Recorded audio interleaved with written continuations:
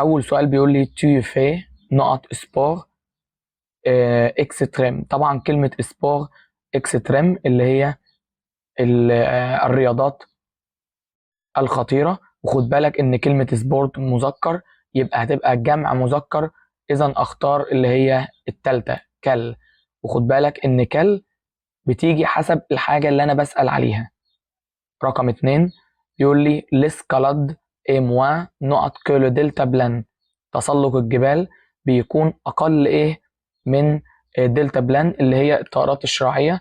طبعا دي كده مقارنة بالصفة، واحنا عارفين ان الصفة بتتبع الفاعل، اذا الصفة اللي هنا هتبقى عايدة على الاسكالاد. وكلمة اسكالاد مؤنث لان كل الرياضات اللي اخرها ايه بتبقى مؤنث ما عدا بعض الرياضات، زي مثلا باتيناج وسيكليزم ودلتا بلان وسكات وكاراتيه. طبعا دي مؤنث، اذا اختار المؤنث اللي هي التانية اللي هي دونجريز. رقم 3 ليسكالاد تسلق الجبال سيم وان نوت كيلو دلتا بلان. طبعا هنا الصفة بتتبع الفاعل، ولكن قلنا قبل كده في وجود كلمة سي دي بتبقى زي ما هي مفرد مذكر، يعني الصفة بعد كلمة سي بتبقى مفرد مذكر، إذا أختار الأولى اللي هي دونجري، هتبقى الأولى. رقم 4 جينيال جو سوي نقطة بروبوزيسيون. يعني جينيال هذا عبقري، أنا أكون إيه المقترح بتاعك. يبقى طبعا طالما قال له جينيال يبقى هو معاه، يبقى جو سوي بور. جو سوي بور اللي هي الأخيرة. طبعا احنا عارفين ان اتر كونتر بمعنى معارض، انما اتر بور بمعنى مؤيد، اذا نختار الاخيرة.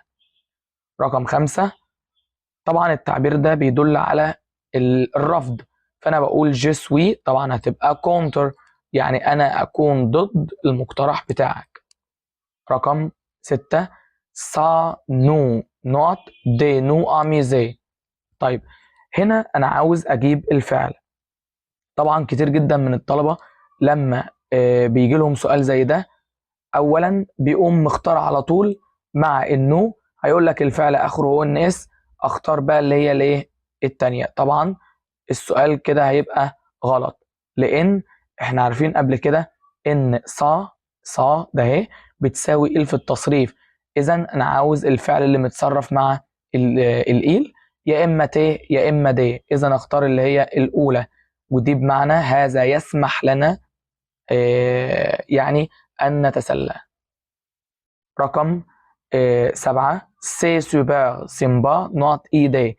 طبعا كلمة ايدي مفرد مؤنث ولكن مبدوء بحرف متحرك، اذا اختار تون، لان بتحول الماء الى مو والطاء الى تون والصاء الى صون قبل الاسم المؤنث المبدوء بمتحرك. رقم 8 لسبور اكستريم يعني الرياضات الخطيرة سي بلي نوت. طبعا السبورت اكستريم جمع مذكر، ولكن وجود سي بيجي بعدها مفرد مذكر، اذا اختار الثالثه اللي هي كلمه موتيفون اللي هي بمعنى مشوق. السؤال رقم 9 بيقول لي سات اكتيفيتي يعني هذا النشاط جو نقط بروبوز ا ميزامي، يعني انا اقترح الى اصدقائي. يبقى انا اقترح هذا النشاط، ده طبعا مفعول مباشر، يبقى اختار لا اللي هي الثانيه، يبقى هقول جي لا بروبوز.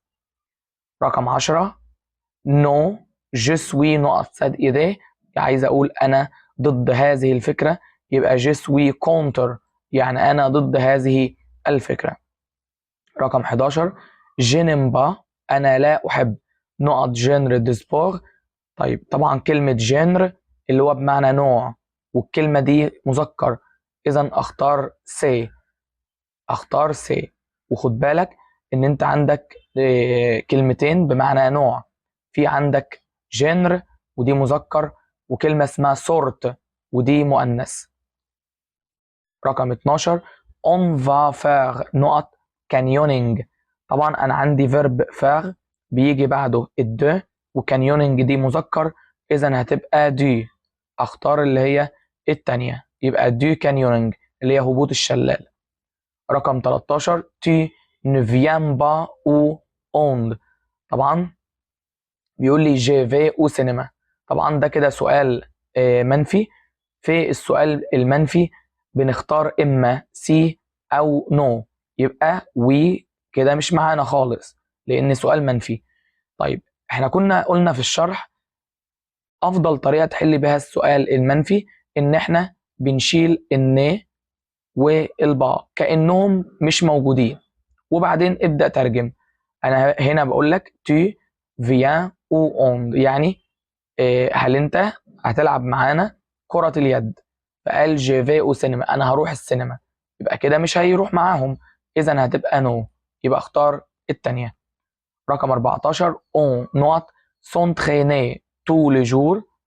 طبعا on بتساوي il في التصريف، يبقى يا إما حرف الت يا إما حرف الد، إذا اختار الأولى، وده فيرب دوفوار بمعنى يجب. إنما مع الجي والتو بيبقى آخره حرف الاس اللي هي التانية دي. رقم 15 بيقول لي نقط je trouve le parachutisme violent. طبعا الج ضمير التوكيد بتاعها موا، إذا اختار الأولى. رقم 16 لبروفيسور اللي هو المدرسين je présente ces cadeaux، أنا أقدم هذه الهدايا، يبقى المفروض إن أنا هقول أنا أقدم هذه الهدايا إلى المدرسين. طبعا ده كده مفعول غير مباشر، يبقى يا إما الوي يا إما لاغ، وطبعا جمع، إذا نختار الأخيرة اللي هي لاغ. رقم 17 vous n'allez pas sortir، نفس القصة، ده كده استفهام منفي. استفهام منفي يبقى مفيش وي خالص، مفيش وي، وكذلك هنحذف الن والبا. يبقى انا بقول لك vous allez sortir، يعني هل انت هل انتم هتخرجوا؟ فقالوا nous allons sortir، احنا هنخرج، اذا هتبقى سي، يبقى الاخيره بلا احنا هنخرج. رقم 18 la robe te va bien، يعني هل الفستان لايق عليكي او يناسبك؟ فقالت وي النقط بلاي، نعم هو بيعجبني، يبقى المفروض اختار مي اللي هي الأخيرة، مي بلاي يعني يعجبني. طيب السؤال اللي بعده رقم 19 بيقول لي مي كوبا أصدقائي سون نقط ils font de l'escalade، هم بيمارسوا الاسكالاد اللي هي تسلق الجبال. طبعا دي جمع مذكر، إذا أختار الأولى كلمة فو اللي هو بمعنى مجنون. رقم 20 tu prends un parapluie، فقال نو je ne not prends pas. طبعا هل أنت prends un parapluie اللي هي المظلة أو الشمسية؟ فقال نو je ne not prends pas، أنا مش هاخدها. طبعا مفرد مذكر، إذا هتبقى اللي هي الثانية. رقم 21 on va au cinéma، هل سنذهب إلى السينما؟ قالوا très bonne idée، فكرة رائعة، يبقى هم هيروحوا، تبقى وي لأنه استفهام مثبت، يبقى وي très bonne idée، فكرة رائعة. 22 بيقول tu dois نقط 2 ou 3 heures par jour. خد بالك انت عندك هنا tu dois ده فعل في devoir متصرف، إذا الفعل اللي هيجي بعده هيبقى فعل في المصدر. طبعا أغلبية الطلبة لما بيجي يشوف السؤال ده يقول لك tu dois، ده كده متصرف، يبقى اللي بعده مصدر، اختار اللي هي الأولى. طبعا هتبقى غلط، لأن قلنا قبل كده الضمير بيتبع الفاعل، الضمير بيتبع الفاعل في الفعل ذو ضميرين، كده كده الفعل هيبقى في المصدر اللي هو آخره ار، ولكن مع التي الضمير بيبقى ت، إذا نختار اللي هي التانية تي دوا تونتريني، السي ما بتفضلش زي ما هي. رقم 23 لي بارفان دي جلاس اللي هو طعم الايس كريم جي نقط ام بوكو، انا احبه كثيرا، يبقى طبعا ام بياخد مفعول مباشر على طول، يبقى اختار اللي هي اللي اس لانه جمع، يبقى اختار الثانيه. رقم 24 جو مونج ان جلاس نقط شوكولا، طبعا انا باكل ايس كريم نقط شوكولا، طبعا هتبقى او شوكولا لان ده اللي هو السؤال عن الطعم. ده السؤال عن الطعم. إن جلاس أو شوكولا. الطعم يسبق بحرف الجر أ. رقم 25 بيقول لي جولي إي موا. أنا وجولي أون نقط ديبات. طبعا أون بتساوي إيه في التصريف؟ إذا هتبقى التالتة اللي هي أون مونج. السؤال رقم 26 بيقول لي il n'y a pas de fromage. هل لا يوجد جبنة؟ فقال إيه با نقط سلاد. هتبقى إيه با دي سلاد لأن الجملة منفية. هتبقى إيه با دي سلاد، با في النفي. فقال il y a des tomates. يوجد طماطم. يبقى هتبقى دون مون ساندويتش لأن كلمة ساندويتش مذكر. دون مون ساندويتش. 28 جيم بوكو نقط سلاد. برضو انا دايما اقول لك الطالب بيفكر ازاي عشان ما تغلطش في نفس الغلط. كلمة بوكو طبعا معظم الطلبة يقول لك اسمها بوكو دي. يبقى بوكو دي. تمام. طبعا انا قلنا قبل كده ان احنا بنجيب حسب الفعل اللي هو فيرب مثلا ايمي. فيرب ايمي بيجي بعده أداة معرفة. وكلمة صلاد مؤنث. اذا اختار اللي هي لا اللي هي الاولى. رقم 29 بيقول لي جي نقط ديل ويل دون لوريز. طبعا جي بيبقى الفعل اخره اس. اذا اختار الثانيه جيمي انا اضع الزيت في الرز. 30 دون نقط ريون سون سيريل اي جولي. طبعا كلمه ريون دي جمع مذكر. يبقى اذا اختار الثالثه. وكلمه ريون بمعنى قسم. يعني هم في قسم ايه. رقم 31 بيقول لي on prend. نحن نتناول نقط بيغي او ديني. طبعا بيغي ده كده مؤنث. وفيرب بروندر اللي هو يتناول بياخد أداة تجزئة. يبقى هياخد دو لا اللي هي التانية. دو لا بيغي اللي هي البطاطس المهروسة. رقم 32 إلي ديليسيوز. يعني هي بتكون لذيذة. سات جلاس يعني الايس كريم. جي نقط ايم انا بحب الايس كريم. وطبعا ده مؤنث يبقى المفروض لا. ولكن فيرب ايمي مبدوء بحرف متحرك. اذا هتبقى الا ابوستروف. انما لو انت كان عندك هنا مثلا فيرب مونجي هتاخد اون. عشان فيرب مونجي بياخد اداة تجزئة فيحل محله الضمير اون. 33 إليا نقط تومات. إليا بتاخد أداة تجزئة وتومات مؤنث. إذا هتاخد دولا اللي هي التانية. 34 désolé on ne veut pas نقط produit laitier. طبعا الجملة منفية تتحول أداة التجزئة إلى دو. إذا نختار التانية. وكلمة produit laitier اللي هي منتجات الألبان. رقم 35 نقط on au dîner. طبعا هنا الفعل في الأمر. الفعل في الأمر. طبعا احنا عارفين قبل كده ان الفعل اللي في الأمر بنختار إما إي أو إس أو فا. إي أو إس أو فا. طبعا بس هنا في ملحوظة إن بيعاد كتابة حرف الإس المحذوف مع الضمير تي. المفروض ديت تبقى محذوفة. يعني المفروض ما يبقاش فيه مونجي. المفروض دي كده. طيب المفروض لو هو فعل في الأمر أختار الأولى. بس طبعا هنا مش أختار الأولى لأن أنا عندي on. وفي ملحوظة مهمة جدا بتقول إن في حالة الأمر إذا جاء الضمير on بعد الفعل يعاد كتابة حرف الإس المحذوف مع الضمير تي. إذا أختار اللي هي التانية اللي هي مونج. رقم 36 بيقول لي توني بوا نقط با نقط كافيه. طبعا الجملة منفية تتحول أداة التجزئة إلى دو. إذا أختار التانية. رقم 37 بيقول لي نقط بواسون tu prends le matin. طبعا كلمة بواسون معناها المشروبات. ودي كده جمع مؤنث. إذا نختار الأخيرة. إنما كلمة السمك هي اللي بتبقى مذكر. 38 tu manges نقط fromage au déjeuner. طبعا مونج بيجي بعدها أداة تجزئة. وكلمة فروماج آخرها حرف الأو ولكنها مذكر. إذا هتبقى الأخيرة اللي هي دو فروماج. رقم 39 tu prends combien نقط ربا. طبعا هي اسمها combien de، واعرف إن الدو دي ما بتتغيرش، هي لازم يجي بعدها اسم جمع بس الدي لا تتغير. رقم 40 tu manges des biscuits نقط بتي دي جينيه.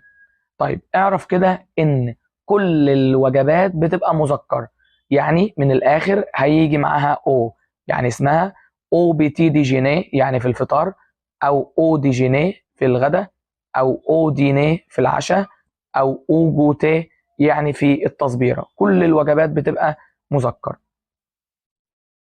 رقم 44 النقط بريباري لي دينيه إليا une minute. طبعا إليا دي كده من علامات الماضي، من علامات الماضي، يا ماضي مركب يا ماضي حديث بس في وجود المصدر. إذا أنت عاوز هنا الماضي الحديث اللي هو بيتكون من فينير دي والمصدر. إذا أختار اللي هي الأولى vient de préparer.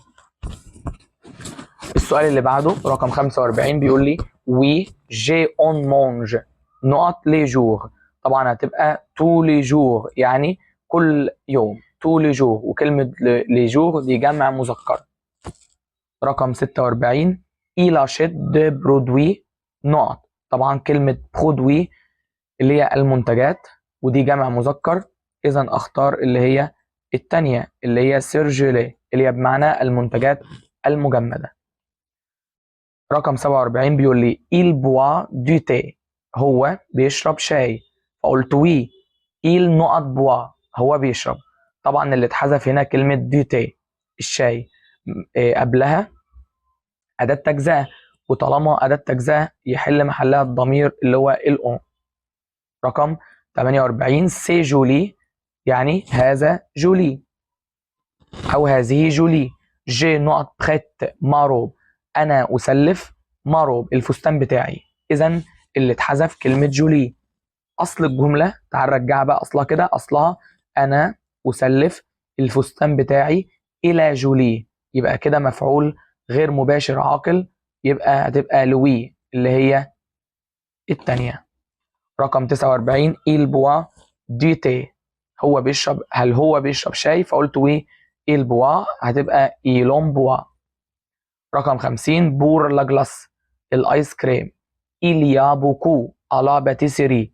طبعا إليا مع المأكولات والمشروبات بتاخد أداة تجزئة، وقلنا أداة التجزئة بيحل محلها الضمير اون، يبقى اختار التانية.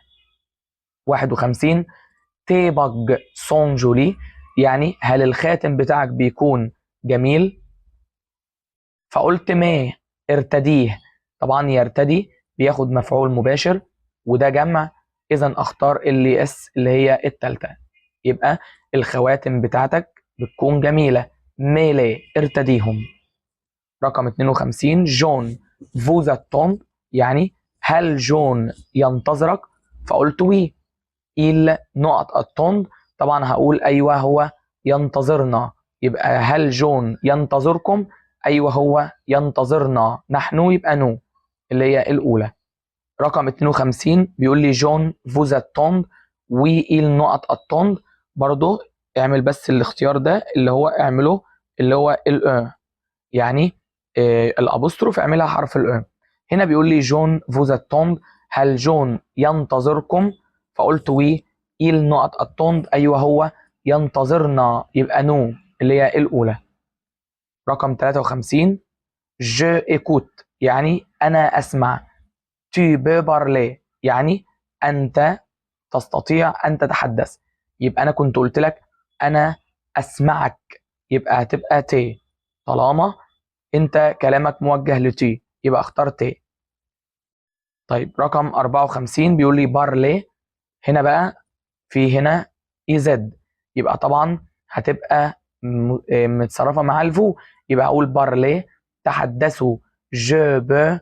تمام هتبقى فوز ايكوتي يعني انا استطيع ان اسمعكم. رقم 55 لو كافي يعني الكافيه اون برون نحن نتناول في الفطار، يبقى نحن نتناول الكافيه.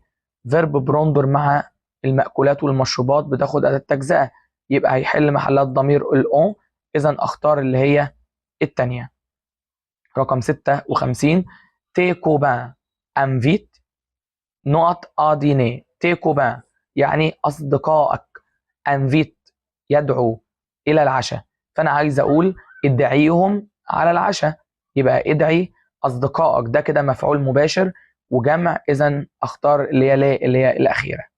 57 جون أشيت دي بوم، يعني جون اشترى تفاح. il mange deux هو كل اتنين، يبقى طبعا فيرب مونجي مع المأكولات بتاخد أداة تجزئة، يحل محلها الضمير on اللي هي التانية. رقم 58 ستين بون ريسيت. ستين بون ريسيت يعني هذه وصفة جيدة. je vais faire demain أنا هعملها بكرة، طبعا ده كده مفعول مباشر، يبقى لا je vais la faire. رقم 59 لا جلاس اي ديليسيوز يعني الايس كريم بيكون لذيذ. مونج هتبقى مونجون، مونجون اللي هي الأخيرة. طبعا فيرب مونجي مع المأكولات بياخد أداة تجزئة، فيحل محله على طول الضمير اللي هو الأون. وخد بالك إن في هنا اللي هو اس. ليه؟ لأن احنا قلنا بيعاد كتابة حرف الاس المحذوف مع الضمير تي إذا كان الضمير اون بعد الفعل مع الضمير تي في حالة الأمر. رقم 60 بيقول لي فوالا ماريان دون نوت سون براسلي، يعني ها هي مريان، اعطي الاسوره الى مريان، يبقى مفعول غير مباشر عاقل، يبقى هتبقى الوي اللي هي الاخيره. طالما انا قلت الى مريان يبقى مفعول غير مباشر. بور لبنان اللي هي اللي هو الموز.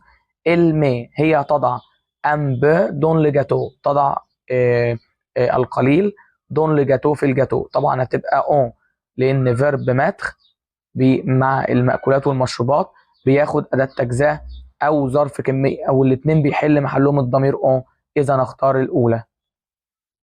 62 بيقول لي مي كوبان أصدقائي فيان هيجوا. جي في أبورتي دي جلاس، أبورتي اللي هو بمعنى يحضر آيس كريم، يبقى أنا سوف أحضر آيس كريم إلى أصدقائي، يبقى مفعول غير مباشر، يبقى لير، أختار الأولى. رقم 63 بيقول لي بور لبات المكرونه. جيم سورتو على بولونيز على الطريقه البولنديه، طبعا ايم بياخد مفعول مباشر ولبات المكرونه جمع، يبقى اختار اللي اس اللي هي الاخيره. 64 بيقول لي سي بيير هذا بيير اغوش لونس فيت لو بالون، عايز اقول لك القي الكره الى بيير، إلى بيير يبقى مفعول غير مباشر عاقل، يبقى الوي، إذا أختار الأولى. رقم 65 بيقول لي جي 5 بسكويت، أنا معايا 5 بسكوت. مونج تروا، مونج مونجي نقط تروا، هتبقى مونجي اون، هتبقى مونجي اون.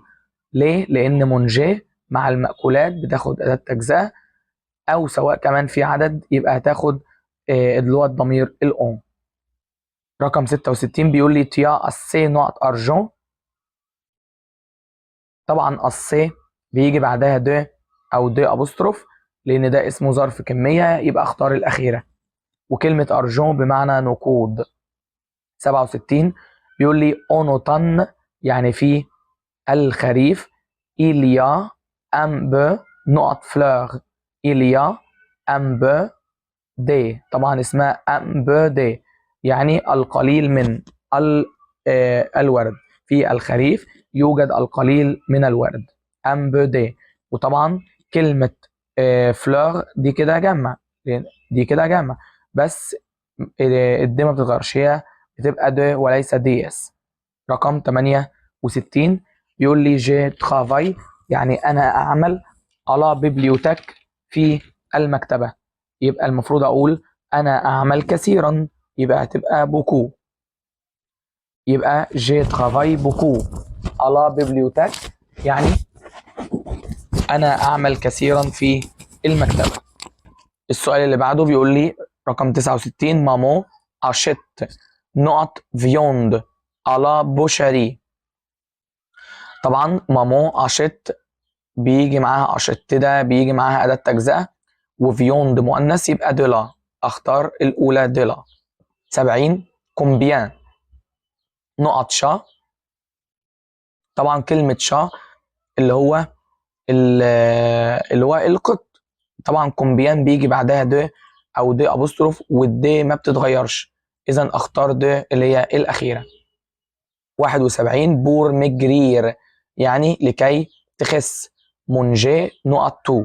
طبعا هي اسمها امب دي تو، امب دي تو، ودي معناها القليل من كل شيء، يبقى مونجي امب دي تو. 72 il ne mange pas يعني هو لا يأكل. نقط بونبون.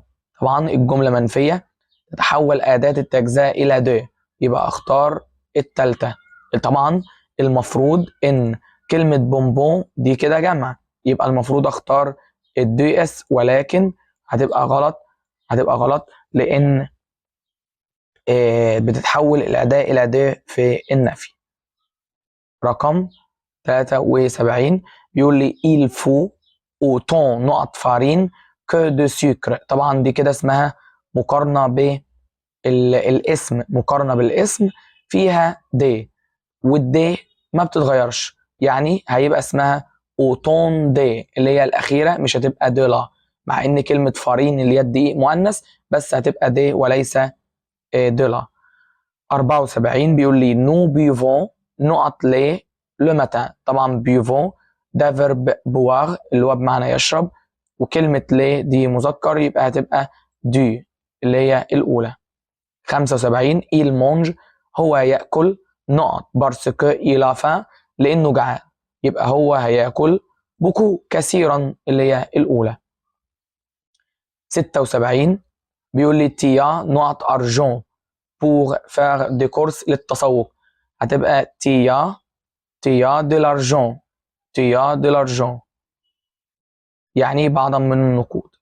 رقم 77 بيقول لي vous proposez نقط بون recette. طبعا انا عندي هنا كلمة بون recette، المفروض ان بون ديت جمع اللي هو بمعنى جيد، الجمع المفروض هياخد اللي هي الدي اس، ولكن هتبقى غلط، لان في قاعدة بتقول تتحول الدي اس الى دي قبل الصفة الجمع، وكلمة بون دي صفة جمع، يبقى تتحول الى الدي اس الى دي، وكلمة ريست دي بمعنى وصفة غذائية. 78 بيقول لي tu vas faire نقط ريست. طبعا دي مفرد مؤنث، يبقى اختار الاولى. 79 بيقول لي tu vas à la campagne، tu vas à la campagne. non je n'ai نقط aime pas. طبعا انا عندي هنا فيرب aimer، وفيرب aimer بياخد مفعول مباشر، ولكن عندك كامباني طبعا مؤنث، بس ايه مبدوء بحرف متحرك، يبقى هتاخد الابوستروف، يبقى بدل لا تبقى الابوستروف، يبقى اقول جين ليمبا انا ما بحبوش. رقم 80 بيقول لي تيا ديزامي اسي، هل انت عندك اصدقاء هنا؟ فقال نو جين كوني بخصن، انا لا اعرف احد. خلي بالك من الفعل ده، كوني بمعنى يعرف. رقم 81 بور لي ديسار، بالنسبة للحلوى إليا بوكو يوجد الكثير منها. طبعا المفروض اسمها إليا بوكو دي ديسار، وبما إن أنا حذفت المفعول يحل محله الضمير الأون. السؤال رقم 82 بيقول لي لي ويك إند في نهاية الأسبوع جين في أو بارك، أنا لا أذهب إلى الحديقة افيك بيرسون. طبعا الجملة منفية، ما بروحش مع حد. 83 تيا اونكور فوروا، تيا اونكور فوروا يعني هل ما زلت تشعر بالبرد؟ فقال نو جو ني بلي. طبعا اونكور معناها ما زال، طبعا نفيها اللي هي بلي، اللي هي بيبقى معناها لم يعد، نفيها بلي معناها لم يعد. رقم 84 بيقول لي على كامباني في الريف إلنيا نقط آفر، يعني لا يوجد إيه لعمله، يبقى هتبقى إلنياريا يعني لا شيء، لا يوجد أي شيء لعمله. رقم 85 بيقول لي فاتي سوفون أو سينما، هل بتذهب غالبا إلى السينما؟ فقال نو جين في، أنا لا أذهب، جامي أبدا. 86 بيقول لي tu veux un autre gâteau، يعني هل انت عاوز جاتو تاني؟ فقال نو je n'en veux، يبقى اقول بلي يعني لم اعد اريد.